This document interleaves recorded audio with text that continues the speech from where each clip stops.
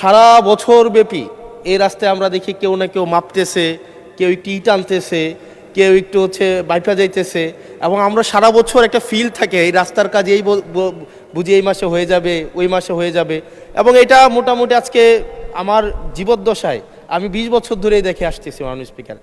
এবং আজকে আমাদের মাননীয় মন্ত্রী যে উত্তর দিলেন, মাননীয় সদস্য, গত 20 বছর তো বিএনপি ক্ষমতায় ছিল না, আপনি সরাসরি প্রশ্ন করুন।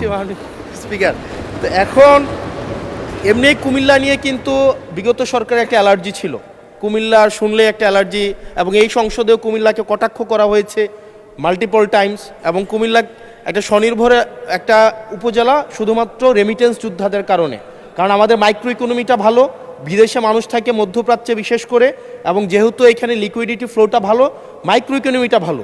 কিন্তু আমরা যদি এই ইনফ্রাস্ট্রাকচারের অবস্থা দেখি, বাংলাদেশের সবচেয়ে বাজে ইনফ্রাস্ট্রাকচার হচ্ছে আমাদের কুমিল্লাতে। আজকে মাননীয় মন্ত্রী যে উত্তর দিলেন, এই উত্তর আমাকে অনেক বেশি আশাহত করেছে।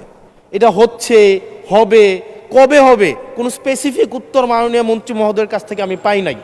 আমি মাননীয় মন্ত্রী স্পেসিফিকভাবে বলবেন কি কবের মধ্যে আমরা এই মহাসড়কটি প্রশস্ত হবে এবং একটা গাড়ি আরেকটা গাড়িকে ক্রস করার জন্য দুর্ঘটনার শিকার হবে না।